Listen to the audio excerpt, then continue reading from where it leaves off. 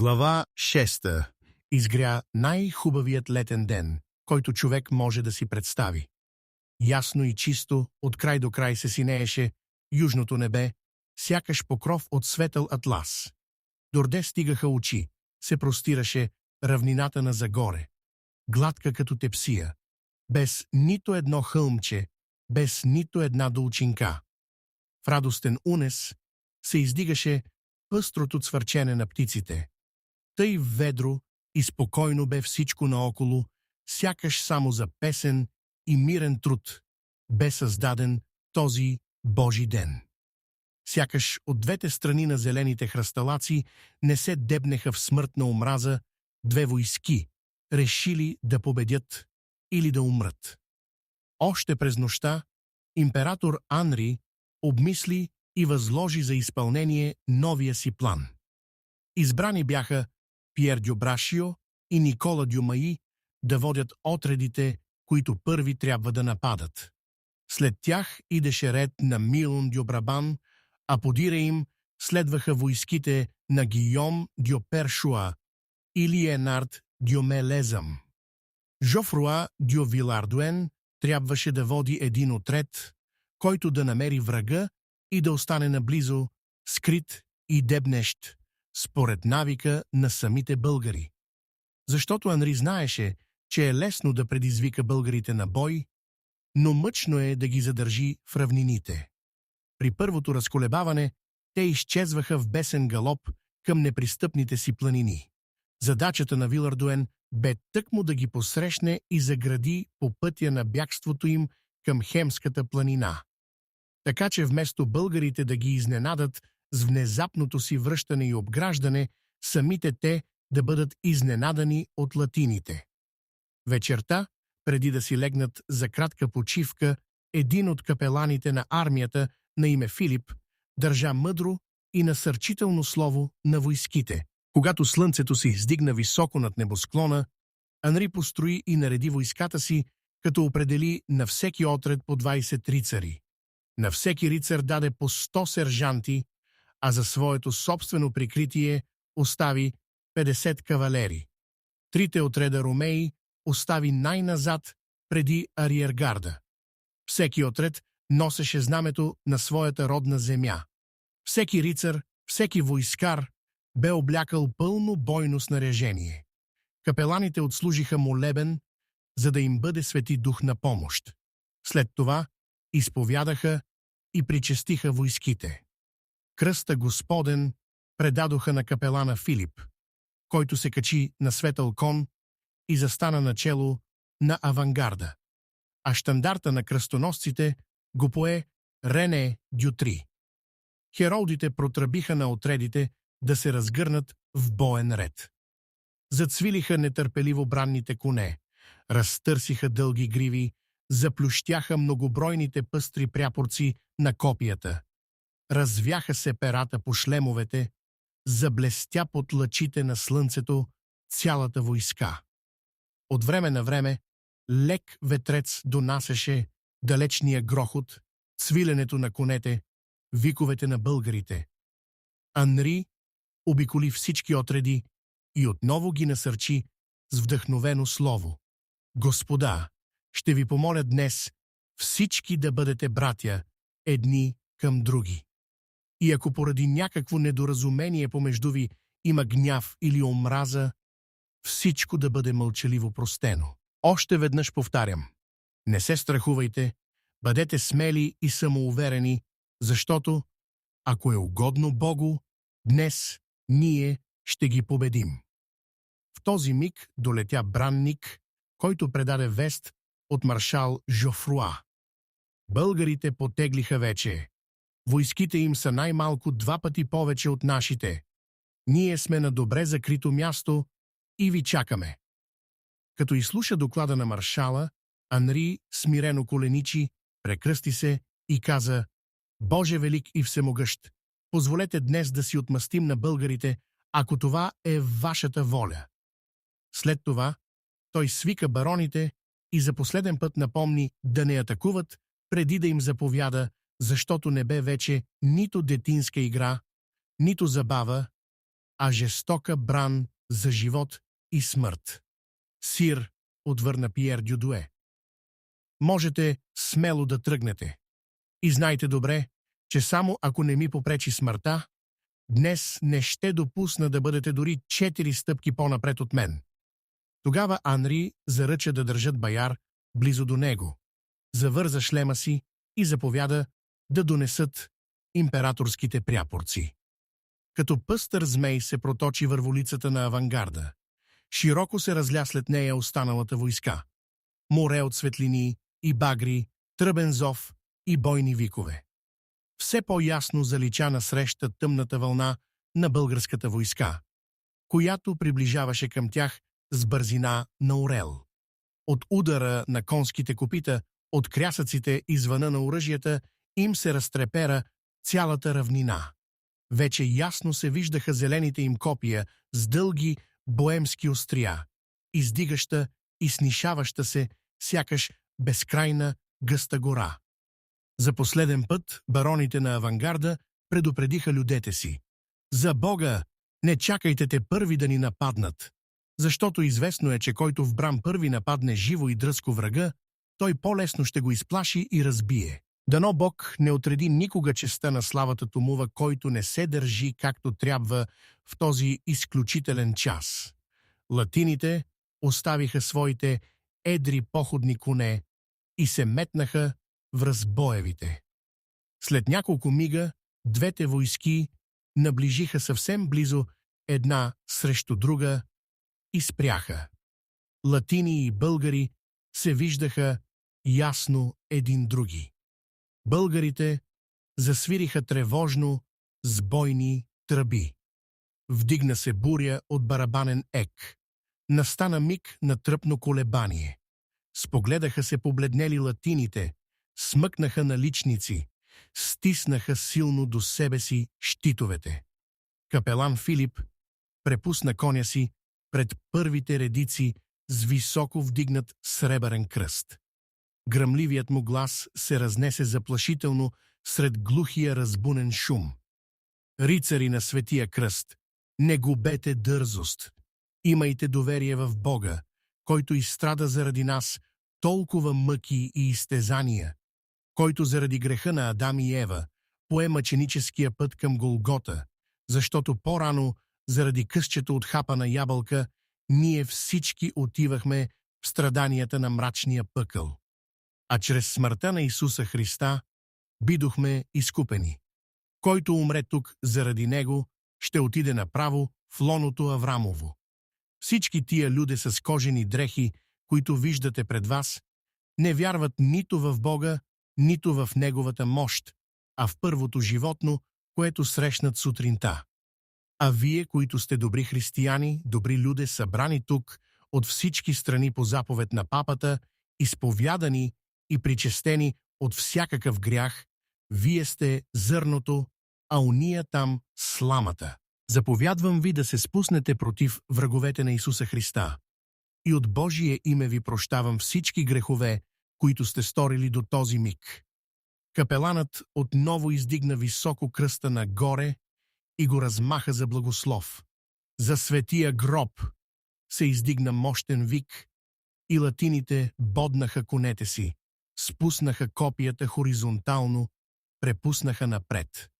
Залюля се земята, затрепера бистрият въздух. Като два настръхнали облака се сблъскаха вражеските войски. Изви се буря от желязо и пурпур, засвяткаха брони и шлемове, затрещяха като гръмотевици ударите на остри саби и тежки мечове, захвърчаха във въздуха парчета от счупени копия и медни щитове, части от изтръгнати шлемове, разкъсани пряпорци, зачерви се земята от пролята кръв. Заобиколен от най-ярките рицари, великанът Пиер Дюбрашио се стреми да пробие първите редици на българите по посока на средището, там, където се вее Бориловото знаме. Брашио вдига меч наляво и надясно, стоварва страшни удари, каквито само той умее да нанася, като разсича наполовина и кон, и конник. Всеки сержант, всеки барон, всеки български войскар, все едно дали е мизиец, тракиец или влах или куман, има само една цел – да плени чуждия вожд. 8 реда коненосци го пазят с голям щит около Борила. 10 стрелци го пазят с голям щит от върбови дърво, обковано с желязо. Вместо калояновите знаци, златни лъвове на червено поле, сега пред него плющи новият пряпорец, сребърен сокол, връз зелено. Борил сочи с копието си към хаоса от борещи се тела, където далече насреща се вее Ериковият щандарт, 5 златни кръста и 2 малки щита на тъмно-синьо поле. Там е Ерик Филандър. Напирайте към неговата страна, вика той, алчен за подвиг и слава. А сам императорът, заобиколен от бляскави рицари, облечен в туника от ален сатен, посипан с златни кръстчета, с позлатен шлем и ризница, с веещо се алено перо, яхнал буйния баяр, също сочи с копие към българите, там, където едва има място да се размахва сабя. Там, ето го изменника Борил. Този, който против всяко право и разум се провъзгласи за император. Пробийте защитата му, вика той, жаден за подвиг и мъст. Монжоа, Фландрия, Божи гроб, отекна като гръмотевица викът на рицарите. Ала Пиер дю Брашио все по-мъчно си пробива път към Борила. Ризницата му е червена, ръцете му са червени. Повалени от стрелите на българите, хората му падат на купове край него. Но Франсоа и Хюк не смятат да изпълнят заповедите му. Бароните са заплашили със смърт всеки, който помогне на императора да излага на празно живота си. Той повтаря заповедите си. Тогава Хюк отмята на лявото си рамо тежката сабя. Франсоа развява хоругвата.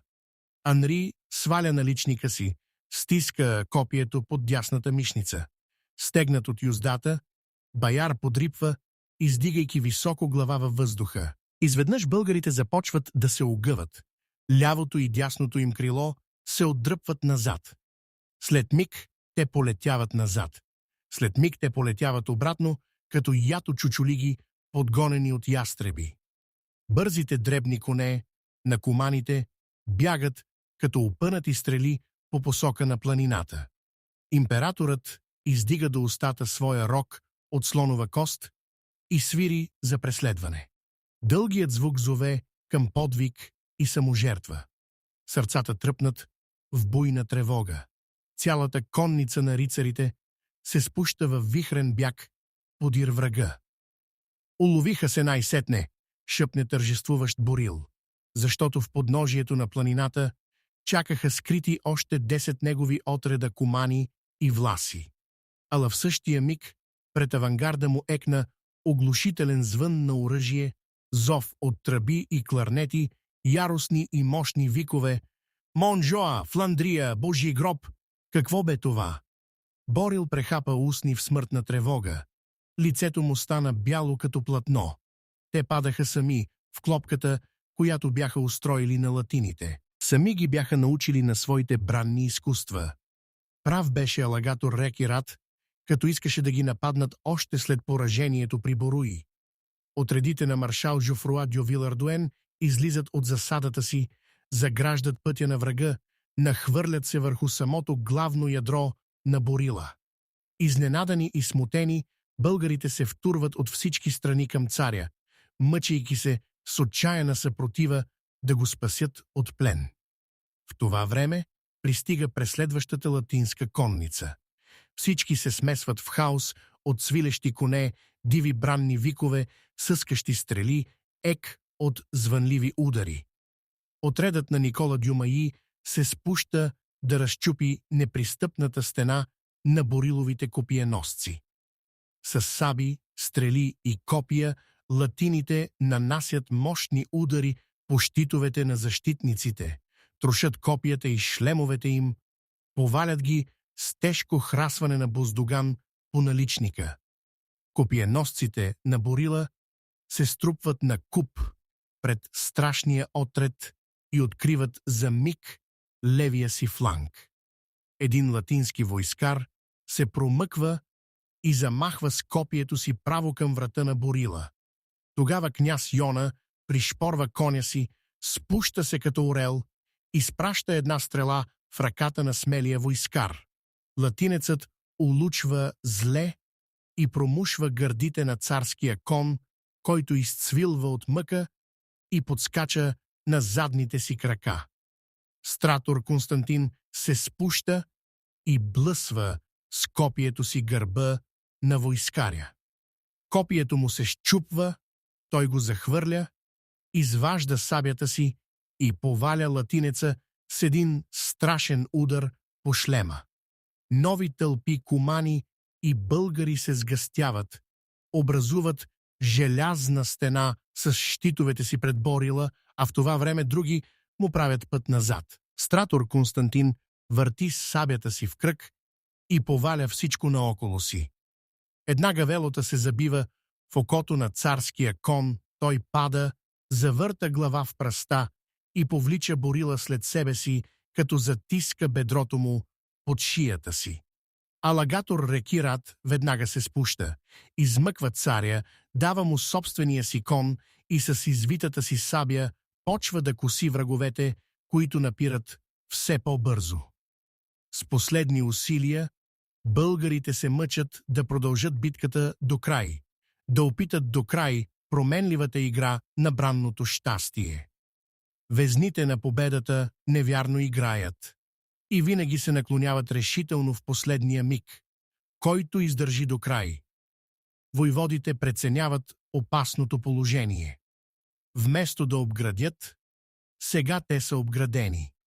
Всички възможни начини за победа са изгубени.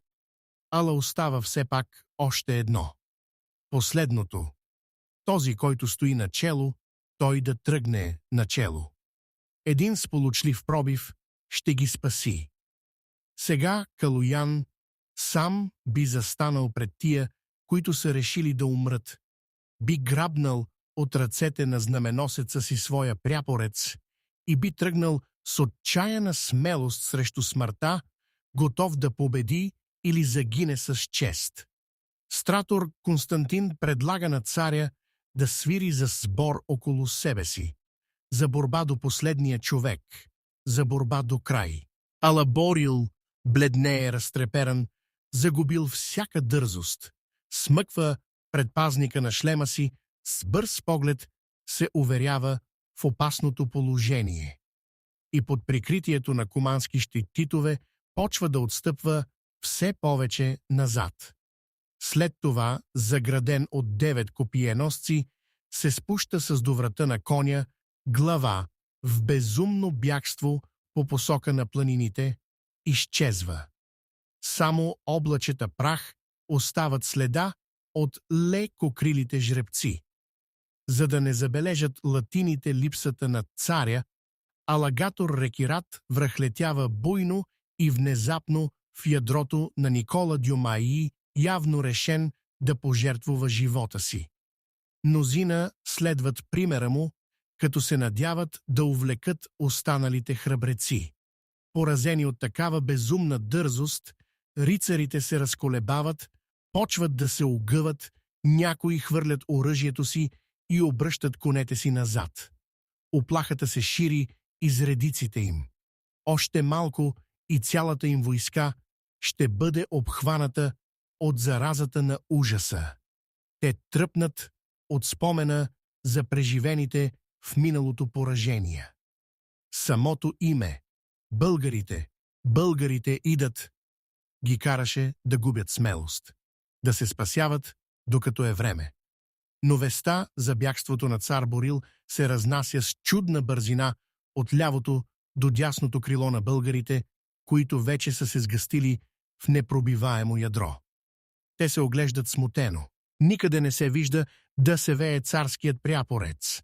Пръскат се на отделни купчинки, без ред и без цел. Никой не знае вече кой кого води, Каква е заповедта на челниците? Латините чувствуват разколебанието на врага, възвръщат смелостта си и прегазват безумния опит на Рекират и другарите му. Притиснал щит до гърдите си с левица, алагаторът още върти меч високо във въздуха и отблъсва всички копия, насочени към него. Ловък удар скъсва колана на седлото му и той пада на земята. Но веднага скача, продължава борбата, една стрела се забива в пояса му, удар от буздуган пречупва меча му, смелчаците, които го бранят, падат един по един. 10 латински копия го намушват и вдигат във въздуха. Пръснати на части, българите не могат вече да обединят силите си. Обградили войводите си, те се бият с последни усилия. Свалени от конете си, те продължават пеш. Удрят с буздугани и брадви, чупят глави и ръце, докато нова латинска вълна ги нападне и унищожи. Някъде успяват да си пробият път, но няма кой да използва отделните им успехи и да ги насочи към решителния удар. И те полетяват назад върху леките си коне, като дирят спасение към непристъпните си планини. Последен остана да се бори до край с чудна упоритост войводата Тодор. Околисан от верните си хемски планинци, той иска да покаже на врага как знае да брани родната земя един Калоянов войвода. Облян в пот и кърви, с разнищена ризница и смъкнат шлем, цял набоден с стрели, обезумял от мъка за загубената битка, той се впуща като вихър срещу гората от сведени копия, които изпречват насреща му латините. Щитоносецът му отчаяно надува рога за сбор. Българите се слушат от всички страни, насочени към мястото, откъдето звучат припрени призиви. Натам, към ядрото на войводата, Тодор си пробиват път яки мизийци, упорити долноземци, несломими тракийци с сини пламъци в светлите очи, ужасени, невиждани досега равнинни люде, които помитат всичко пред себе си като буен порой. Натам, до край, борба до край, да се издържи още един миг. Може би ще дойде помощ от някъде, спасение. Но този, който трябва да мисли за събиране на последните сили, той е вече далеч и препуска да дири спасение само за себе си. С страшни и мощни удари на буздугана си, Тодор троши всичко, което се изпречи пред него. Пречупва копията като пръчки, разбива щитовете на хиляди изкрящи парченца, но вече е гъсто обграден от всякъде. Силите му го напущат. Той бавно се смъква надолу, подпрял все още десница връз забодения си в земята пречупен меч. Поразени, занемели, латините се отдръпват, свалят щитовете и копия, оставят смъртно ранения български войвода сам да умре. Оцелелите от ядрото му свеждат чело, предават оръжието си. Верен щитоносец слага главата му на коляното си. След това склапя очите му. Тогава сред латините избухна буйно веселие. Докато духовници и рицари Йоханити останаха да прибират ранените и погребат убитите, останалите живи се върнаха в буен галоп към лагера си. Всеки от тях носеше по някаква драгоценна плячка, безстопанствен кон, загубен щит, колчан с стрели, кошче с припаси, захвърлена сабя. Анри заповяда да се изпее един тедеум в чест на победата. А сам той коленичи пред шатрата си, издигна ръце към небето и въздаде гореща благодарност към Свети Петър, който бе покровителствувал оръжието на рицарите. След това всички прочетоха Свети Жулиеновия Отче наш. Бранните музики подеха весели маршове. Рицарите изиграха по няколко военни стъпки. От всички страни на лагера задимиха шишове, спечено месо, лумнаха огньове, екнаха песни и смехове. Цялата нощ измина в игри и забави, ядене и веселба. Това се случи на 1 август 1208 година срещу Атинския Петровден в равнините около Филиповград.